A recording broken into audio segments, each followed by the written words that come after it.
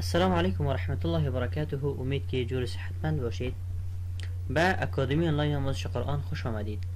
امروز در سلسله دروس علم تجوید خود مخرج دوم، مخرج سوم و مخرج چهارم را میخوانیم. رب اشرح لي صدري ويسر لي امري واحلل عقدة من لساني يفقه قولي.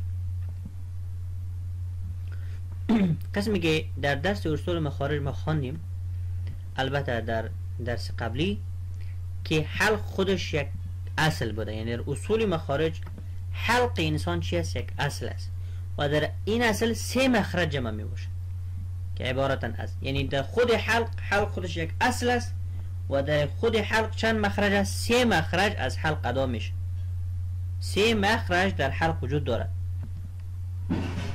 مخرج دوم اقصى الحلق، یعنی حصه اول حلق یا حصه اول گلو که به طرف سینه نزدیک است، از آن دو حروف ادا می شود: همزه ها، همزه ها. مخرج دوم چیست؟ اقصى الحلق. اقصى الحلق یعنی حصه اول حلق یا حصه اول گلو که به طرف سینه نزدیک است، از آن چی؟ دو حروف ادا میشه: همزه ها. مثلا ها هو هی، ها هو هی، یا ا او ای. از اول حصه حلق ادا میشه، از اول حصه چی؟ گلو. مخرج سوم چیست؟ وسط الحلق. وسط الحلق یعنی از درمیان حلق، از وسط حلق، از وسط گلو. وسط الحلق یعنی وسط گلو که از آن نیز دو حرف ادا می شود: عین ها. عین و ها را مخرج کجاست؟ وسط حلق است، یعنی درمیان گلو، وسط گلو. از اونجا چی میشه؟ عین و ها ادا میشه. بعضی اشخاص حروف مذکور را درست تلفظ نمیکنن، یعنی عین را چی میکنن؟ همزه تلفظ میکنن، عین همزه تلفظ میکنن، یا ها را ها تلفظ میکنن. به خاطر چی؟ از مخرج آن درست آگاهی ندارن. این نمیفهمه که مخرج عین کجاست و مخرج ها کجاست. مخرج عین و ها وسط الحلق است، یعنی در میان حصه میانه گلو که از آنجا عین و ها ادا می شود. مثلا عوعی یا حوحی. این بود مخرج سوم که وسط الحلق است.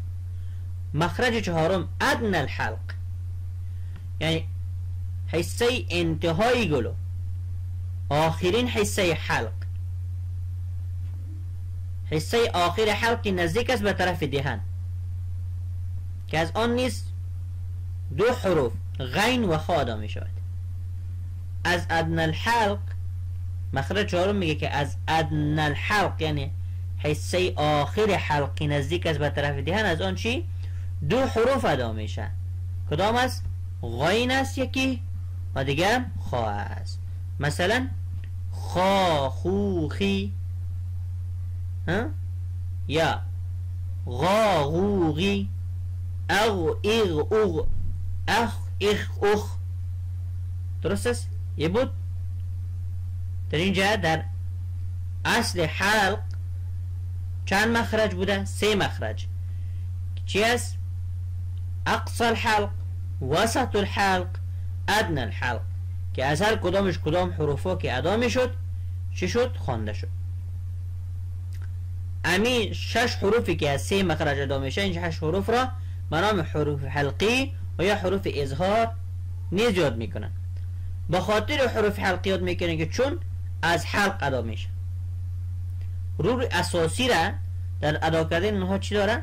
حلق داره. به خاطر اینها را حروف حلقی میگه. و حروف اظهار به خاطر میگن که در این حروف چی میشه؟ اظهار میشه. یعنی اگر بعد از نون تنوین یا نون ساکن قرار بگیره این حروف، در اونجا چی میشه؟ امان تنوین یا امان نون ساکن اظهار خوانده میشه، واضح خوانده میشه. از اون خاطر این حروف را حروف اظهار نیز میگن. 6 حروف را.